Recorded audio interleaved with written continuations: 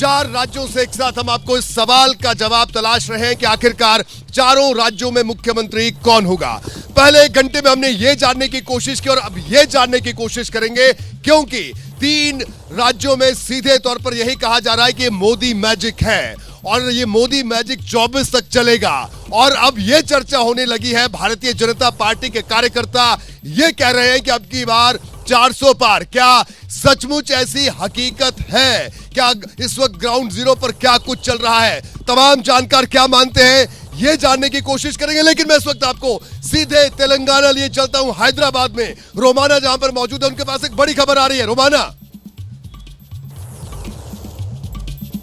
बिल्कुल रोहित, बड़ी खबर आ रही है। कौन बनेगा मुख्यमंत्री जो शो हम कर रहे हैं और जिस सवाल का जवाब पिछले 1 घंटे में हम लोगों ने तलाशने की कोशिश की है इन चुनावी राज्यों की राजधानियों में, उसी का जवाब हैदराबाद, तेलंगाना नाम सामने आ रहा है। आपको बता दें इस वक्त की बड़ी खबर तेलंगाना के मुख्यमंत्री को लेकर बताया ये जा रहा है कि कांग्रेस ने मन बना लिया है, रेवंत रेड्डी तेलंगाना में मुख्यमंत्री बनाए जा सकते हैं। सूत्रों के हवाले से ये बड़ी खबर है। मतलब अगर रेवंत रेड्डी के नाम पर कांग्रेस मोहर लगा देती है, अगर नाम का ऐलान हो जाता है, तो फिर इतिहास इस रूप में रचा जाएगा कि तेलंगाना, जिसने अब तक सिर्फ और सिर्फ केसीआर को ही मुख्यमंत्री के तौर पर देखा, जो बीआरएस के थे, कांग्रेस की तरफ से पहला मुख्यमंत्री प्रदेश को रेवंत रेड्डी के तौर पर मिल सकता है। रेवंत रेड्डी जिनको श्रेय दिया जाता है कि साहब इन्हीं की वजह से कांग्रेस जो है वो जमीन पर खड़ी हो पाई है, तेलंगाना में चैलेंज दे पाई है बीआरएस को, जिसके लिए माना जाता था तेलंगाना में उसने पूरी तरीके से अपनी जड़ें जमा ली हैं। तो ये इस वक्त की बड़ी खबर है। एक बार फिर से आपको लेकर चलते हैं मध्य प्रदेश की राजधानी भोपाल। रोहित। बिल्कुल रोमाना, भोपाल से हमारे साथ आशीष सिंह जुड़े हुए हैं, इनसे हम जानने की कोशिश करेंगे। आशीष, जो बड़ी खबर रोमाना ने बताई कि रेवंत रेड्डी तेलंगाना के अगले मुख्यमंत्री होंगे। जी बिल्कुल, बाकी 3 स्टेट्स में सस्पेंस बरकरार है कि क्या फैसले होते हैं, लेकिन तेलंगाना का फैसला हो गया है और हमें टॉप सोर्सेज ने बताया कि रेवंत रेड्डी ही मुख्यमंत्री होंगे।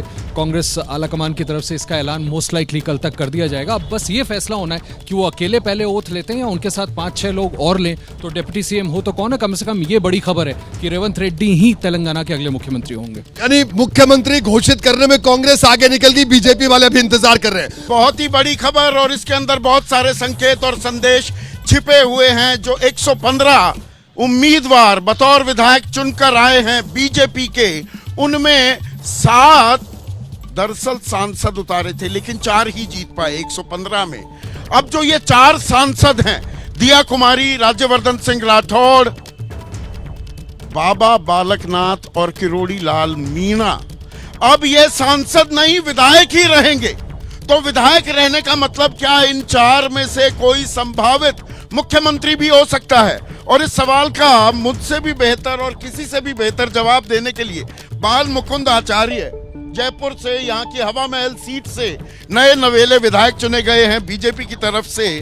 तो आचार्य जी, भगवा की एंट्री राजनीति में हो गई थी, हमने कमंडल की राजनीति वो 90 के दशक से बात की, पर अब आचार्य और योगी मुख्यमंत्री बनना शुरू तो हो गए उत्तर प्रदेश में। ये जो गद्दी है राजस्थान की, बाबा बालकनाथ बैठ सकते हैं, वो अब विधायक ही रहेंगे। ये फैसला मैं कैसे कर सकता हूँ? संकेत क्या कहते हैं? आप सुनिए, हमारा भाजपा विराट परिवार है। पूरी दुनिया में सबसे बड़ी पार्टी भाजपा परिवार है और भारतीय जनता पार्टी किसी मम्मी बेटे की, किसी जीजी जियाजी की नहीं है।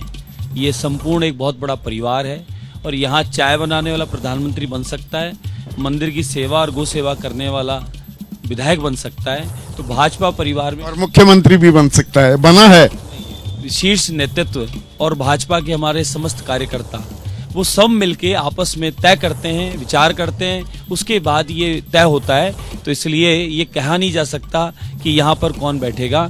हम तो जो बने हैं उसमें प्रसन्न हैं और उसी में रहते हुए अच्छा सा काम करना चाहते हैं। जो बनेगा उसके साथ हमारी शुभकामनाएं हैं और उनके सहयोग लेकर, सहयोग देकर हम राजस्थान का विकास करेंगे। पर इसमें हिंदुत्व का जो पुट है और वो पुट फिर से बढ़ता दिखा है। BJP is never been apologetic about the Hindutva card, Acharya ji. तो हिंदुत्व कार्ड और मजबूती से सामने पेश किया जा सकता है क्या? इस बार राजस्थान में हिंदुत्व कार्ड खेला गया है, ये अगर मैं कहूँ गलत तो नहीं कह रहा हूँ? नहीं, ऐसा नहीं है। मोदी जी का जो विजन है, सबको विश्वास जीत के सबका विकास करना है, सबको साथ लेके चलना है, उसी पे भाजपा परिवार संपूर्ण भारत में काम कर रहा है।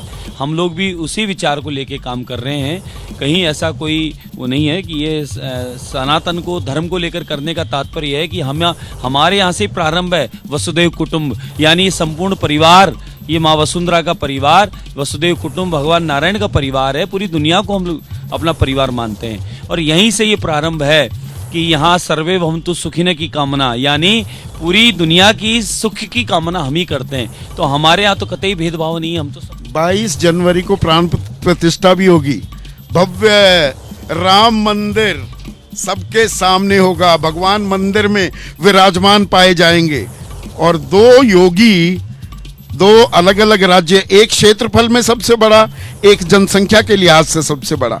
थोड़ा सा गणित कहीं ना कहीं जुड़ रहा है।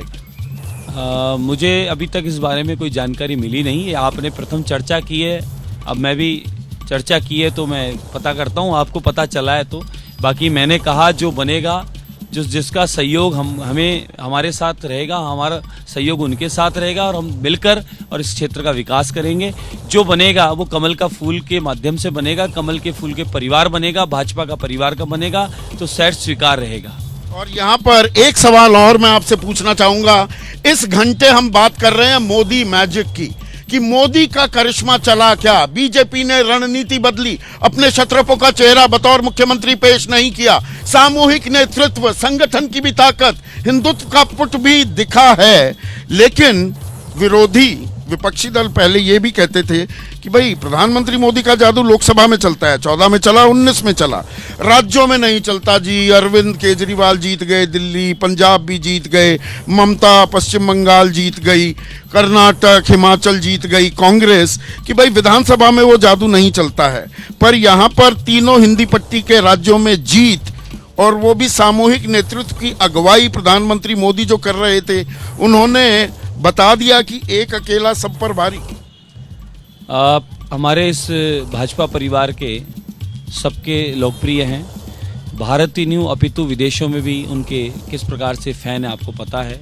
G20 हुआ तो कोई पाँव छू रहा था, कोई हाथ चूम रहा था, कोई सेल्फी ले रहा था, कोई ऑटोग्राफ मांग रहा था। तो प्रधानमंत्री नरेंद्र मोदी जी जो हैं वो सबके चहेते हैं और प्रधानमंत्री नरेंद्र मोदी जी बिना भेदभाव के सबके लिए काम कर रहे हैं। उसका जीता जागता प्रमाण है भी 3 तलाक, और कश्मीर में जो शांति हुई है, पत्थरबाज गायब हो गए हैं, शिक्षा बढ़ गई, शिक्षा के क्षेत्र में युवा काम कर रहा है।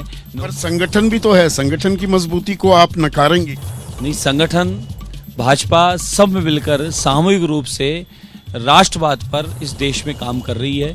और राम मंदिर की आपने कही, तो भारत में ही अगर राम मंदिर नहीं बनेगा तो कराची की बात करेंगे।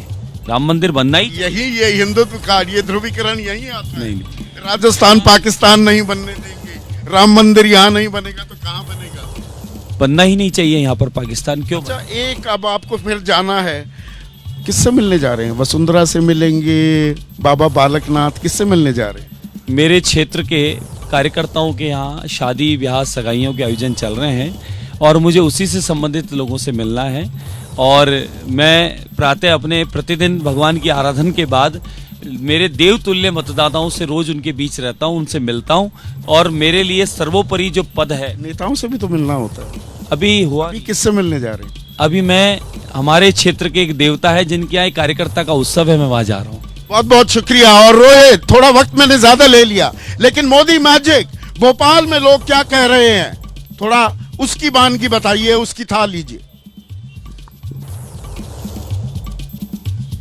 बिल्कुल संदीप, भोपाल के बात करते हैं। मोदी मैजिक की बात आपने कही, राजस्थान में चर्चा की। रमेश जी हमारे साथ मौजूद है। रमेश जी, जो नतीजे इस बार विधानसभा चुनाव के है, उसके बाद भारतीय जनता पार्टी के नेता कार्यकर्ता कह रहे हैं कि अब की बार 400 पार, अब की बार 350 पार, इस तरह की बातें हो रही। क्या ये मोदी मैजिक 2024 में भी ऐसे ही काम करेगा? क्या लगता है आपको? निश्चित रूप से मुझे लगता है कि मोदी जी की छवि और उनका प्रभाव 2024 के लोकसभा चुनाव में भी काम करेगा। और ये तो दावा नहीं किया जा सकता कि 400 पार या 350 पार, लेकिन पिछली बार भाजपा को अपनी अकेली ताकत पर जो 303 सीट मिली थी उसमें वृद्धि अवश्य होगी। यानी जो आपका कहना है कि मध्य प्रदेश में जो एक सीट पिछली बार जीत गई थी कांग्रेस, वो स्थिति भी बदल जाएगी। भले ही वो एक सीट भले बची रहे, क्योंकि वो एक सीट तो 1977 में भी वो एक सीट कांग्रेस जीत गई थी, लेकिन देश भर का अगर हम सिनेरियो देखें जिसमें छत्तीसगढ़ को, राजस्थान को, अन्य, तो भाजपा की ताकत बढ़ेगी। जी चतुर्वेदी जी, क्या है ये मोदी मैजिक जो मध्य प्रदेश में इस तरह से जो मतदाता थे उनके सर चढ़कर बोला कि नतीजे इस तरह के आए, यानी लैंडस्लाइड विक्ट्री? दरअसल प्रदेश की जनता मोदी के गारंटी पर भरोसा करती है और यही वजह रही कि इस बार विधानसभा चुनाव में मोदी की गारंटी, अमित शाह की रणनीति और शिवराज जी की लाडली बहना, इन तीनों चीज़ों ने मिलकर मध्य प्रदेश में एक बड़ी विक्ट्री दी है। और यह विक्ट्री ऐसे समय दी गई है जब माना जा रहा था कि मध्य प्रदेश में शिवराज सरकार के खिलाफ एंटी इनकम्बेंसी है। तो ये सर बताइए, कांग्रेस के लिए भी आपने सुना कि इनका कहना है कि मोदी की गारंटी पर मध्य प्रदेश ने भरोसा जाहिर किया, राजस्थान ने, छत्तीसगढ़ ने, और 24 में यह गारंटी पर जनता को भरोसा हो गया, यानी सेमीफाइनल जीत के फाइनल की तैयारी बीजेपी कर रही है। तो फिर आप क्या कर रहे हैं? क्या तेलंगाना के लोगों के प्रधानमंत्री नहीं थे मोदी जी? क्या तेलंगाना में नहीं बसते मोदी जी? मोदी जी का मैजिक मध्य प्रदेश में कुछ नहीं चला। मध्य प्रदेश में बहुत सारे ऐसे इश्यूज हैं जिनको शायद हम कहीं पर आइडेंटिफाई करने में चूक गए और उसका फायदा बीजेपी को मिला। यानी आप इसे मोदी मैजिक नहीं मानते? कांग्रेस नहीं मानती, तो कांग्रेस कैसे मानेगी फिर, बताइए? अगर मोदी मैजिक होता तो क्लीन स्वीप कर जाते। आधे से ज्यादा वोट हमारे पास हैं अगर पूरे राज्यों के मिला लें। मध्य प्रदेश में 40% वोट हमें क्यों मिलता? क्या 40% लोगों ने मध्य प्रदेश में मोदी मैजिक क्या और मोदी जी को नहीं माना है? 40% वोटों से नवाजा है मध्य प्रदेश की जनता ने, एक बहुत बड़ा आंकड़ा होता है। तो ये वोट कहाँ से आ गया अगर मोदी मैजिक था? बताइए, बीजेपी से बात करते हैं। सर, ये कांग्रेस तो कहते कोई मोदी मैजिक नहीं, इनको नहीं दिख रहा है। देखिए, कांग्रेस को तो 2014 से नहीं दिख रहा कि देश में मोदी मैजिक है। मोदी जी का मैजिक है, हर हर मोदी, घर घर मोदी है, ये कांग्रेस को दिखेगा नहीं। और यही कांग्रेस की जो दृष्टिबाधिता है। कांग्रेस की स्थिति ऐसी है रोहित जी कि 2014 में इनको 10% सांसद न मिले देश की सदन में कि ये नेता प्रतिपक्ष बनाते। 2019 में हम 300 के पार हुए, अब उसके पार हैं। मध्य प्रदेश में बीजेपी की योजना सुन लीजिए रोहित जी कि लोकसभा चुनाव की तैयारी मध्य प्रदेश में हर बूथ पर मोदी बूथ का काम है, हर बूथ मोदी। आज से बीजेपी मध्य प्रदेश लोकसभा की तैयारी में जुट गई। कांग्रेस है, हम जानना चाहते हैं। यानी बैठकें शुरू लोकसभा के लिए? सर, बैठक शुरू, तैयारी शुरू। आज अध्यक्ष जी ने, प्रदेश अध्यक्ष विष्णुदत्त शर्मा जी ने पत्रकार वार्ता में स्पष्ट कहा कि अगला मिशन भारतीय जनता पार्टी मध्य प्रदेश का 29 की 29 सीटों से कांग्रेस साफ, हर बूथ पर मोदी बूथ की तैयारी मध्य प्रदेश ने शुरू कर दी है। तो आप देख सकते हैं कि ये मध्य प्रदेश में बीजेपी का कहना है मोदी बूथ, ये बीजेपी नाम दे रही है यहाँ पर 2024 के चुनाव के लिए, और इनका कहना है कि मोदी की गारंटी पर देश को भरोसा है। ब्रजेश जी, आपको क्या लगता है, इस बार जो चुनाव में जिस तरह से बात हुई, लाडली बहना योजना का जिक्र हुआ, लेकिन प्रधानमंत्री ने जिस तरह से पूरे चुनाव की कमान संभाली, जो ताबड़तोड़ प्रचार किया, रोड शोज किए, रैलियां की, तो ये मोदी मैजिक ही है? क्या ये 24 तक सस्टेन करेगा मध्य प्रदेश, छत्तीसगढ़ या देश भर में? देखिए, मुझे तो लग रहा मध्य प्रदेश में जो कुछ था सब कुछ मिला जुला था। एक च्यवनप्राश का डिब्बा जैसा था कि उसमें सारे जड़ी बूटियाँ, विटामिन, मिनरल सब कुछ थे। तो सबका थोड़ा थोड़ा असर रहा। लाडली बहना भी रही, शिवराज का जादू रहा, शिवराज का वोट बैंक रहा, मोदी जी का मैजिक रहा, संगठन की ताकत रही, माइक्रो मैनेजमेंट रहा। तो इस सब का परिणाम था जो 48% वोट प्रतिशत बीजेपी लेके आई। कांग्रेस अपने वोट शेयर वहीं का वहीं थी, मगर जो अदर्स का वोट था वो बीजेपी ले गई। मगर अब यदि हम बात लोकसभा की करें तो पिछले लोकसभा चुनाव में बीजेपी ने 58% वोट प्रतिशत लेके 28 सीटें जीती थी। तो बीजेपी के पास एक बड़ा वोट शेयर तो है। अब उस वोट शेयर में कितना आगे बढ़ाएगी, और 28 सीटें बहुत होती हैं, तो एक ही सीट बची है, लेती है ना लेती कोई बहुत फर्क नहीं पड़ेगा। मगर मोदी और शिवराज का जादू, यानी आपका कहना है कि ये मैजिक बरकरार रहेगा 24 तक, ये आपका आकलन है। आशीष, आपको क्या लगता है? लगातार आप यहाँ पर कांग्रेस को भी कवर कर रहे हैं, और कल कांग्रेस ने मीटिंग बुलाई है, लेकिन पंकज जी बता रहे हैं बीजेपी से कि मोदी बूथ ऐसे करके शुरुआत कर दी तैयारी की इन्होंने। तो ये मोदी मैजिक जो है ये सस्टेन करेगा 24 तक? देखिए, एक मामले में तो मैं उनसे जरूर एसोसिएट करूंगा, लेकिन पहले आपके सवाल का जवाब दे दूं। मुझे ऐसा लगता है बाकी तीनों स्टेट को अगर मिला लूं तो प्रधानमंत्री मोदी की इंडिविजुअल इंटेग्रिटी का जो परसेप्शन है वो बड़ा जादू की तरह काम करता है। इसको हम निगेट नहीं कर सकते। बहुत फॉर्मिडेबल फोर्स है जिसको चुनौती देना 2024 में कांग्रेस के लिए मुश्किल होगा। लेकिन कुछ कांग्रेस के नेताओं से आज मेरी बात हो रही थी, उसमें एक बड़ी दिलचस्प बात पता चली कि तकरीबन 194 कितने रोहित ऐसे सीटें थी जहां पर बैलेट पेपर्स में चाहे दिव्यांग हो, चाहे सीनियर सिटीजन हो, चाहे जो बाहर फौजी लोग हैं, उनके वोट्स को जो पड़े हैं उसमें कांग्रेस ने 194 सीटों पर लीड किया। तो आई थिंक दैट पंकज, एक छोटी सी प्रतिक्रिया। इनका कहना है कि जो बैलेट आए, जो आर्मी के जो लोग थे, डिफेंस सर्विसेज के या कर्मचारियों के, उसमें कांग्रेस को लीड मिली। तो क्या ये लीड 24 में भी अगर कांग्रेस सस्टेन करती है या नहीं कर पाएगी, क्या कर पाएगी, क्या वहां भी जादू चलेगा? देखिए, मोदी मैजिक देश में रोहित जी है और रहेगा। सबकी भाजपा, सबका साथ सबका सारे हमारे लिए हैं। और हम यदि मैंडेट को देखते, ट्रेंड को देखते, तो Bharatiya Janata party postal ballot में भी आगे थी। तो मैं नहीं जानता कि कांग्रेस के लीडर कैसे क्लेम कर रहे हैं, पर क्लियर 204 विधानसभा में पोस्टल बैलेट में कांग्रेस जीती है। आशीष जी हर ट्रेंड में आगे थे। पहले काउंटिंग से 8 से 8.5 की काउंटिंग ये सामने चेक कर लीजिए। हार जीत हो चुकी है, कोई बदल नहीं जाएगा, लेकिन 204 230 में से 204 विधानसभा में हर राउंड में बीजेपी आगे। चलिए, अभी भी दावे हो रहे हैं, लेकिन मैं आपके पास आऊंगा रमेश जी। देखिए, ये कह रहे हैं कि कांग्रेस का कहना है कि जो कर्मचारियों के वोट बैलेट के थ्रू आए उसमें हम आगे थे। इनका कहना है कि ये एक बड़ा संदेश है, पॉजिटिविटी कांग्रेस ढूंढ रही है और वो 24 में अपनी राह इसी से देख रही है, इसी बैलेट के जरिए देख रही है। इस तरह की नजरिए को क्या कहेंगे आप? देखिए, हो सकता है जो कह रहे हैं, क्योंकि मैंने वो देखा नहीं, हो सकता है वो जो कह रहे हैं, लेकिन कर्मचारियों के वोट कितने हैं? आप अगर मध्य प्रदेश में इस बार का ट्रेंड देखेंगे, न केवल मध्य प्रदेश में बल्कि छत्तीसगढ़ और राजस्थान में भी, नगरों में मतदान का प्रतिशत कम है और गांव में मतदान का प्रतिशत ज़्यादा है। गांव में अगर मतदान का प्रतिशत ज़्यादा है तो जो सामान्य व्यक्ति है, जो किसान है, उसने सरकार को, भाजपा को पसंद किया है। और कर्मचारी जो नगर में था, उनका वोट का परसेंटेज ही कम। वोट का परसेंटेज। एक और बड़ा सवाल, देखिए, प्रधानमंत्री बार बार ये कहते हैं, विपक्ष ने एक नैरेटिव बनाने की कोशिश की। विपक्ष का कहना है जातीय जनगणना की बात होने लगी कई राज्यों में, और मध्य प्रदेश में भी बड़ी सारी इस तरह की बातें कांग्रेस ने की, दूसरी पार्टियों ने की। लेकिन क्या आपको लगता है कि ये जातिगत जनगणना और दूसरे तमाम मुद्दे मोदी मैजिक के सामने सब फीके पड़ गए या पड़ने वाले हैं 24 में भी?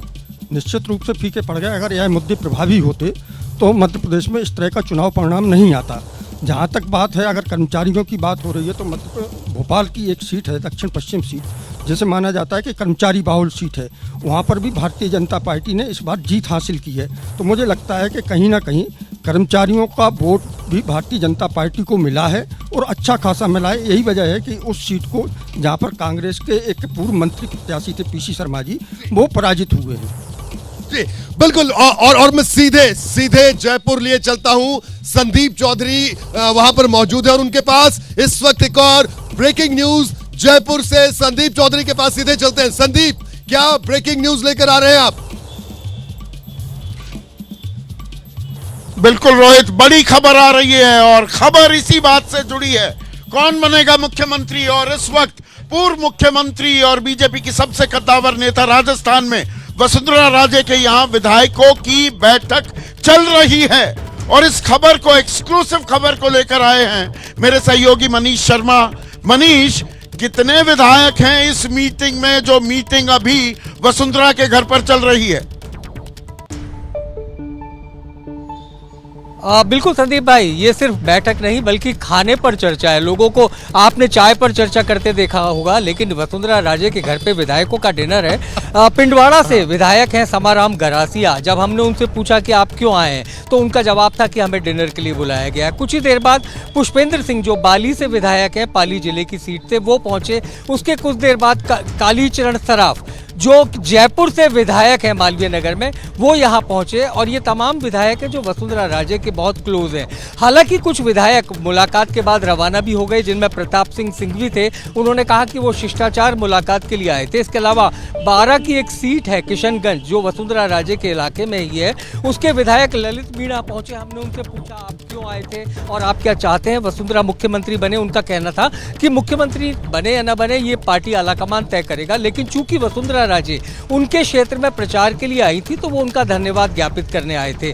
इसके अलावा संदीप, कुछ ऐसे विधायक थे जो फूलों का गुलदस्ता लेकर वसुंधरा राजे से मिले, अपनी बात कही, शिष्टाचार प्रकट किया और रवाना हो गए। लेकिन अब ये तय है कि एक डिनर पार्टी है जिसमें कुछ चुनिंदा विधायकों को बुलाया गया है और वो डिनर वसुंधरा राजे के इसी सरकारी आवास, यानी कि ये संख्या कितनी है मनीष? मेरी दिलचस्पी इस बात में है, कुल मिलाकर संख्या कितनी है इन विधायकों की जो अब तक आकर मिल चुके हैं, फूलों का गुलदस्ता दे चुके हैं और जो रात्रि भोज के लिए रुकने भी वाले हैं और जिनके आने की सूचना आपके पास है, वो तादाद कितनी है?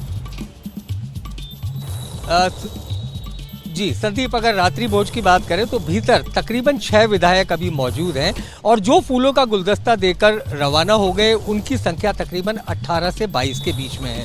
वो समय समय पर, वो एक साथ नहीं आए संदीप, वो अलग अलग समय पर आए और वसुंधरा राजे से मुलाकात करने के बाद चले गए। कोई बैठक जैसी स्थिति नहीं बनी, लेकिन अब जब डिनर की बात सामने आ रही है तो तकरीबन 6 विधायक ऐसे हैं जिनको मैंने खुद अपने कैमरे में कैद किया और जिनसे मैंने बात की, तो आधा दर्जन विधायक भीतर तो है। 6 विधायक तो रात्रि भोज भी तक हमने चाय पर चर्चा बहुत सुनी, हमने कॉफी पर चर्चा सुनी, कैप्टन अमरिंदर कॉफी पर चर्चा करते थे प्रकाश भाई, लेकिन जो खबर मनीष दे रहे हैं और आपने भी पहले जानकारी दी थी, 18 से 22 तो मिल चुके हैं और फूलों का गुलदस्ता लेकर अपना देकर चले गए, 6 रात्रि भोज के लिए रुके हुए हैं, तो ये संख्या हो जाती है 24 से 28।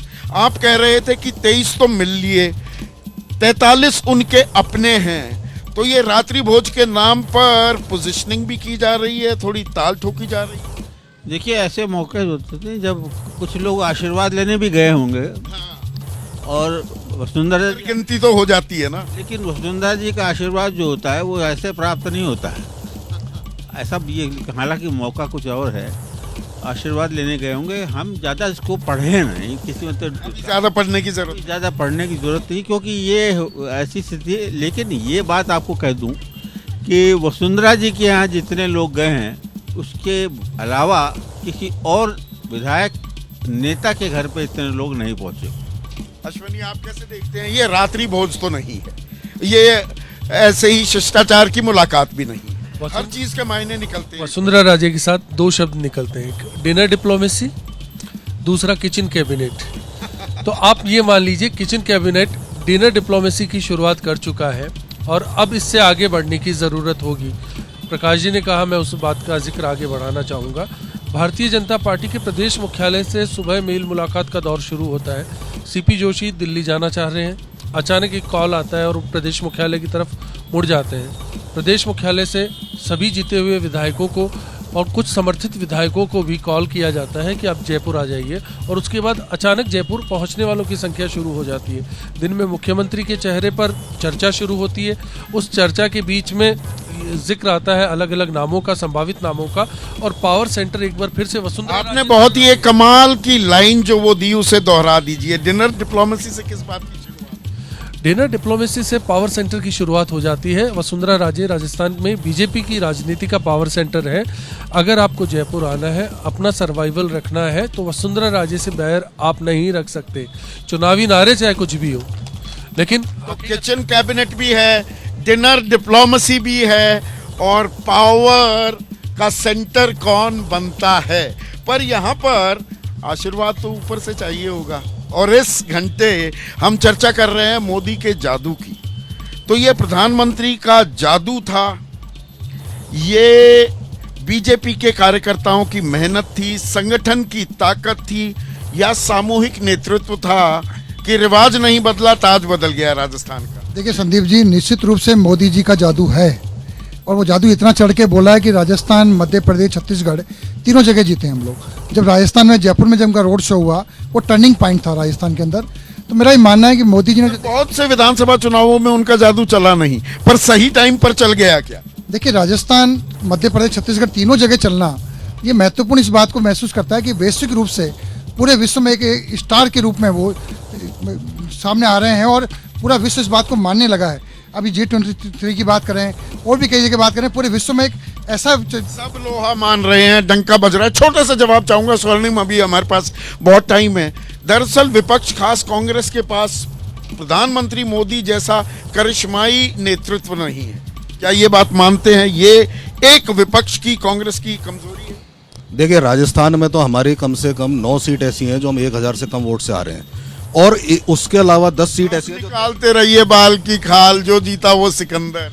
लेकिन राजस्थान में अगर आपने देखा इतना बड़ा करिश्मा था तो केवल 115 सीट आती, वो भी 20 सीट ऐसी जिनमें 2000 से कम वोट से जीते हैं। और यही राजस्थान में यही राजधानी है, यहाँ पे मोदी जी ने अभी रोड शो किया था, 3 में से 2 सीट हार के गए और 1 सीट 900 वोट से बाबा जी जीते, जो अभी थोड़ी देर पहले यहाँ से गए। तो ऐसा करिश्मा नहीं है। हाँ, कुछ कमियां हमारी रही होंगी, वो भी दूर होंगी, लेकिन काम को कभी तो देखा जाएगा, काम को तो बताना पड़ेगा। काम को ही दरअसल इनाम मिल रहा है। और यहाँ गारंटी की बात जो अगले घंटे हम करने वाले हैं, गारंटी विपक्ष भी दे रहा है, सत्ता पक्ष प्रधानमंत्री मोदी भी दे रहे हैं, पर किसकी गारंटी पर ज्यादा भरोसा हो रहा है और क्यों हो रहा है? कौन बनेगा मुख्यमंत्री? और मेरे तमाम सहयोगी तमाम राजधानियों से हमारे साथ जुड़े हैं और इस वक्त मैं भोपाल में मौजूद हूं और हमने कुछ देर पहले यहां से खबर दी थी कि भारतीय जनता पार्टी का नेतृत्व इस पर भी विचार कर रहा है कि प्रदेश में एक मुख्यमंत्री और 2 डिप्टी सीएम। लेकिन इस वक्त एक और बड़ी खबर आ रही है। अब हलचल भोपाल से लेकर दिल्ली तक तेज हो गई है। ब्रजेश राजपूत हमारे साथ मौजूद हैं। एक और बड़ी खबर इस वक्त की। जी ब्रजेश। देखिए रोहित, जो बीजेपी आलाकमान जो सोच रही है कि हमारे सामने सबसे बड़ा सवाल है कौन बनेगा मुख्यमंत्री, तो हलचल तो चल रही है। तो बीजेपी के जो प्रदेश अध्यक्ष हैं BD शर्मा थोड़ी देर बाद रवाना होने वाले हैं दिल्ली। कल वहाँ वो नड्डा साहब से मिलेंगे जो बीजेपी के राष्ट्रीय अध्यक्ष हैं। साथ ही साथ अमित शाह से मुलाकात के लिए उन्हें समय मांगा है और उम्मीद है दोनों लोगों से मिलेंगे, अपना फीडबैक देंगे। और कल सांसदों की बैठक भी है, उसमें भी शामिल होंगे, जिसमें तीनों राज्यों में जो बीजेपी ने बड़ी जीत हासिल की है उसे मोदी जी का अभिनंदन किया जाएगा, तो उसमें भी शामिल होंगे। तो संभवतः वो मोदी जी से ही मुलाकात करेंगे। तो बड़ी खबर है कि कल अपना पूरा मध्य प्रदेश का फीडबैक। आज उन्होंने मुलाकात भी की संघ के लोगों से और दूसरे नेताओं से। आज भी दिन भर उनका मुलाकात का सिलसिला जारी रहा। पार्टी के छोटे बड़े सभी नेताओं से मिले, संघ के उस नेताओं से मिले, पत्रकारों से मिले और उन्होंने एक नया प्रोग्राम दिया लोकसभा चुनाव के लिए कि अब हमारा विधानसभा चुनाव जीत गए, लोकसभा चुनाव जीतने के लिए मोदी बूथ की तैयारी है। तो बिल्कुल। तो ब्रजेश बड़ी खबर दे रहे हैं कि VD शर्मा जो प्रदेश अध्यक्ष हैं वो थोड़ी देर में दिल्ली रवाना होंगे।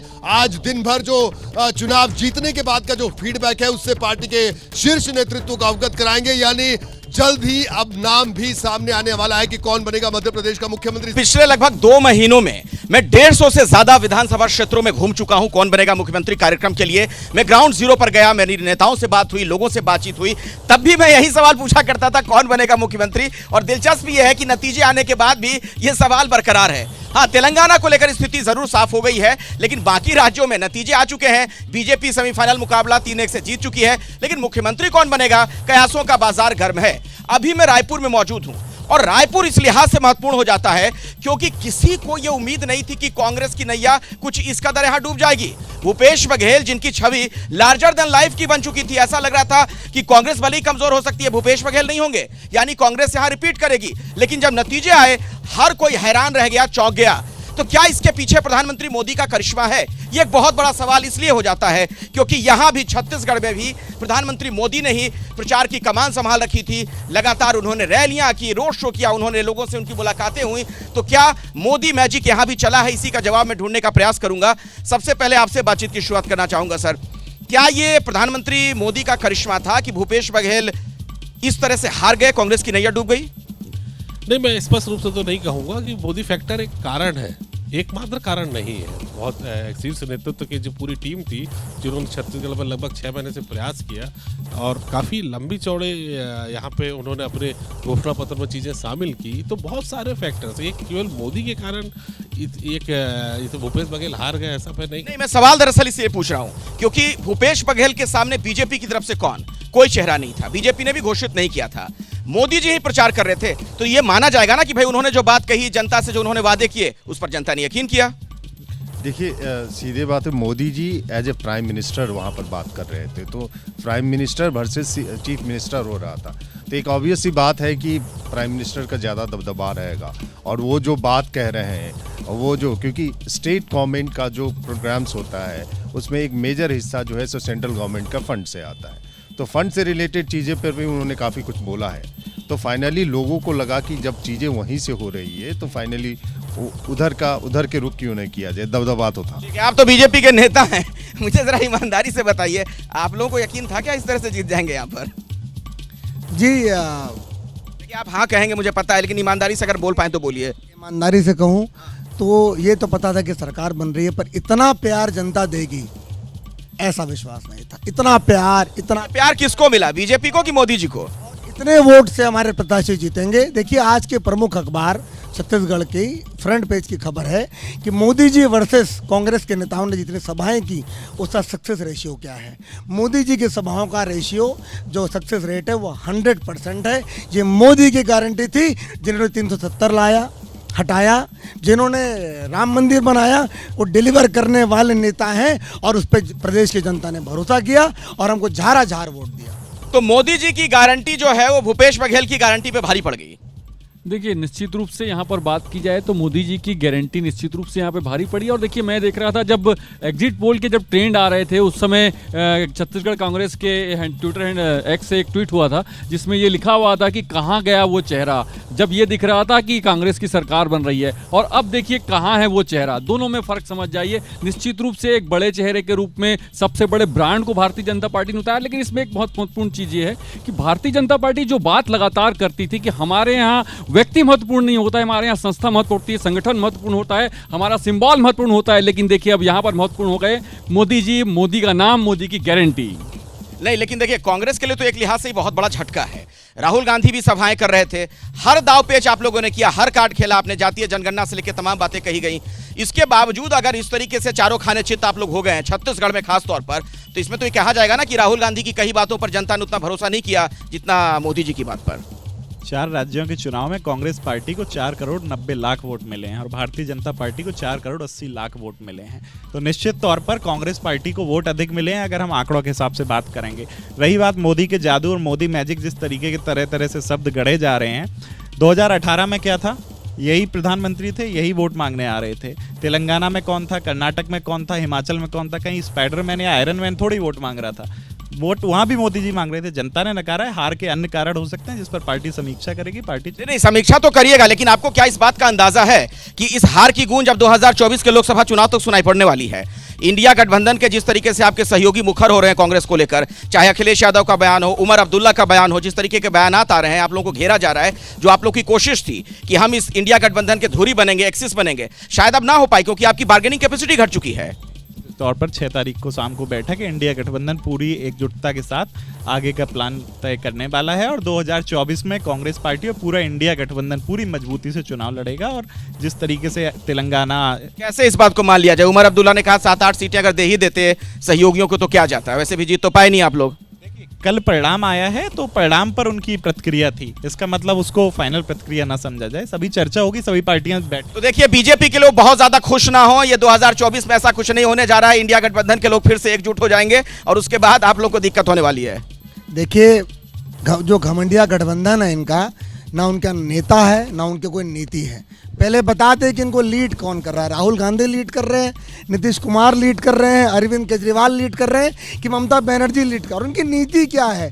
मात्र नाम रख लेने से कोई गठबंधन नहीं बन जाता, ये महा ठग बंधन है। इन चुनावी राज्यों में अगर सबसे पहले कहीं मिलने वाला है तो उम्मीद लगाई जा रही है वो यही प्रदेश है जहां इस वक्त मैं मौजूद हूं, तेलंगाना, जहां आपसे कुछ देर पहले हमने आपको जानकारी दी। सूत्र ये बता रहे हैं कि नाम कांग्रेस के भीतर फाइनल कर लिया गया है और वो नाम रेवंत रेड्डी का है। और इस वक्त बड़ी खबर, एक बड़ी डेवलपमेंट मैं आपको बता रही हूं। यहां पर तेलंगाना के लिए पार्टी ने डीके शिव कुमार, जिन्हें पर्यवेक्षक नियुक्त किया था, उन्हीं को लेकर खबर यह मिल रही है कि विधायक दल की जो बैठक चल रही है, हालांकि वो अभी भी जारी है, लेकिन डीके शिव कुमार जो पर्यवेक्षक हैं तेलंगाना के लिए, वो उस बैठक से निकले हैं और दिल्ली के लिए रवाना हुए हैं। ये इस वक्त की बड़ी खबर है। डीके शिव कुमार दिल्ली के लिए रवाना हुए हैं। तो ऐसे में क्या माना जाए, क्या नाम पर मोहर लग गई है? हालांकि हमारे साथ कांग्रेस की प्रवक्ता डॉली शर्मा मौजूद हैं, लेकिन वो इस सवाल का जवाब तो नहीं देंगी, पर यह जरूर पूछा जाएगा डॉली से कि कहीं ऐसा तो नहीं है कि मैसेज ये जा रहा है कोई भी फैसला लेना है तो फिर कांग्रेस मुड़कर वहीं, कहां दिल्ली, कहां गांधी परिवार। नहीं, मैंने आपको भी रोमाना जी थोड़ी देर पहले भी यही बताया था कि जितने हमारे विधायक हैं सबसे एक एक करके 1-to-1 मुलाकात की जा रही है। एक एक विधायक से डायरेक्ट बातचीत की जा रही है, उनकी डायरेक्ट सलाह ली जा रही है, इसीलिए ऑब्जर्वर्स अपॉइंट किए गए हैं। दिल्ली क्यों? डीके शिव कुमार दिल्ली क्यों? देखिए, कोई भी चीज हो डिसाइड होने के बाद हमारे पार्टी के अध्यक्ष हैं, अध्यक्ष से परामर्श किया जाएगा और ये उसके बाद निर्णय लिया जाएगा। ये तो किसी भी पार्टी में होगा और हमारी पार्टी में तो हमेशा से विधायक दल से आपकी पार्टी में अभी जो हो रहा है, शरीफ साहब मुझे ये बताइए कि कल नतीजे आए, आज ही बैठक बुला ली गई, आज ही पर्यवेक्षक, मतलब वो दोपहर से बैठक चल रही है विधायकों पर्यवेक्षकों की, और अब खबर ये आ रही है कि साहब डीके शिव कुमार दिल्ली के लिए रवाना। ये डर और धुकधुकी तो कांग्रेस की नहीं दिखा रहा है। मतलब कभी आप लोगों से डर तो नहीं है कि बीआरएस कोई खेल कर देगी, बीजेपी कोई खेल कर देगी? नहीं नहीं नहीं, बिल्कुल हमारी साफ सुथरी पार्टी है मैडम, ऐसा कुछ खेल हमारे पास तो होता नहीं। हाँ, अगर गांधी परिवार से अगर ये लोग परमिशन लेने के लिए जा रहे हैं या किसी का नाम लेने जा रहे हैं तो हो सकता है ये गए होंगे, मगर यहाँ पे अगर तेलंगाना में इस तरीके की कोई हरकत नहीं हो सकती। पर ये अगर ऐसा कर रहे हैं तो क्या ये सही है, या फिर आपको लगता है कि ये तेलंगाना के लोगों के साथ धोखा है कि तेलंगाना के लोग जनादेश दे रहे हैं और फैसले दिल्ली से लिए जा रहे हैं? बिल्कुल धोखा है, बिल्कुल धोखा है। यहाँ की आवाम है सो कांग्रेस को, रेवंत रेड्डी साहब को वोट डाली सो है। अब यहाँ पे अगर वहाँ से अगर दिल्ली से कोई फरमान दूसरा आता है तो तेलंगाना की आवाम के लिए धोखा है। लेकिन अध्यक्ष मल्लिकार्जुन खड़गे भी तो दिल्ली में है ना भाई, संसद का सत्र शुरू हो गया है और ऐसे में सवाल ये कि ये डीके शिव कुमार की दिल्ली दौड़, इसे किस रूप में देखा जाएगा? एक्चुअली तो आज सुबह में जो कांग्रेस लेजिस्लेटर पार्टी की मीटिंग हुई थी, वो मीटिंग के बाद और ये भी बताया गया कि फैक्स में ही हम परमिशन ले रहे हैं, फैक्स से हमारा यहाँ का पूरा मीटिंग का डिटेल सेंट्रल। अब तो फैक्स से नहीं लग रहा है कि परमिशन ली जा रही है, अब तो खुद पर्सनली जाना पड़ रहा है, इंडिविजुअली जाना पड़ रहा है। क्यों, चक्कर क्या है? ये आपके शो में मालूम हो रहा है कि फ्लैश न्यूज, क्योंकि हम तो पूरा तेलंगाना समझ गया कि अब थोड़ी देर में 8 बजे 8:30 को as a chief minister Revanth Reddy ji governor Raj Bhavan को पहुंचेंगे, वहां पे चीफ मिनिस्टर प्रमाण स्वीकार करेंगे। अरे ये क्या बड़ी खबर दे रहे हैं आप, दोबारा दोहराइए। आप ये कह रहे हैं कि यहाँ पर तेलंगाना में लोग ये उम्मीद लगा रहे हैं कि रेवंत रेड्डी आज ही शपथ लेने जा रहे हैं? वो यहाँ आज ही 8:30 को लेने वाले थे। एक्चुअली वो पूरा मीडिया को लीकेज भी हो गया, टोटल वायरल आज सोशल मीडिया में चल रहा है कि आज इवनिंग से 8:30 को रेवंत रेड्डी जी और 5 मिनिस्टर्स के साथ 5 जने। बचना चाहिए, हमें बचना चाहिए, वायरल न्यूज से बचना चाहिए, फेक न्यूज से बचना चाहिए, और जब तक जो असली सोर्स है वो खबर की पुष्टि ना कर दे तब तक हमें वो खबर फैलाने से, उसका प्रसार करने से बचना चाहिए। और ये सिर्फ पॉलिटिकल न्यूज नहीं, मैं हर तरीके की खबर के लिए आपको एक नसीहत भी दे रही हूँ। खैर, मैं जल्दी से वापस शो पर लौटती हूँ। सर ये बताइए कि ये इतनी जल्दबाजी जो नजर आ रही है कांग्रेस में, मतलब इंतजार बड़ा लंबा हो गया तेलंगाना में सत्ता पाने का, उसी के चक्कर में जल्दबाजी है, कोई और डरवर है? बड़े बुजुर्गों का आशीर्वाद लेने के लिए दिल्ली गए हैं, ये बोल सकता हूँ मैं। नहीं, ऐसा है कि 10 साल इंतजार करे, गवर्नमेंट बनी, अभी जो फाइनल डिसीजन लेने की बात है, किस वजह से ये हो सकता है कि देखिए पार्टी का प्रोटोकॉल होता है, जो प्रोटोकॉल फॉलो करने की बात है, शायद इसीलिए दिल्ली गए हैं। अगर आपको मैंने समझ, और ये जो जल्दबाजी है, ठीक है दिल्ली जाना आपने बता दिया, लेकिन ये जल्दबाजी नहीं नजर आ रही है, क्योंकि हम देख रहे हैं बीजेपी जीती है, वहां तो कई राज्यों के अंदर अभी पर्यवेक्षक नियुक्त होंगे, विधायक दल की बैठक होगी, फिर मुख्यमंत्री के नाम पर मोहर लगेगी, और यहाँ तो वो जिस तरीके की खबरें चल रही हैं, मैं दोहराना नहीं चाहती हूँ कि साहब वो झट मंगनी पट ब्याह वाला मामला होने वाला है। नहीं, यहाँ पे 9 तारीख डिसाइड हुई थी, पहले सोनिया गांधी की बर्थडे है, तो उस वक्त ये डिसाइड हुआ था कि उस दिन शपथ लेंगे और कैबिनेट एक्सपेंशन होगा या कैबिनेट की इंडक्शन होगा उस दिन।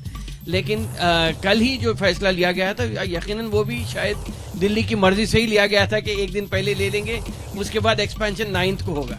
ये झट मंगनी पटबिया वाली जो मिसाल है वो कांग्रेस पर यहाँ पर लागू होती हुई नजर आ रही है। मतलब कल नतीजे, आज ही जल्दी से मुख्यमंत्री के नाम का अनाउंसमेंट कर दो जी, और जो चर्चाएं चल रही है कि शपथ ग्रहण भी आज ही करवा लो जी, और इस बीच में कोई खबर आ रही है कि साहब डीके शिव कुमार जो है वो तो दिल्ली रवाना हो गए हैं जी, आशीर्वाद लेने जा रहे हैं जी, ये हो क्या रहा है जी?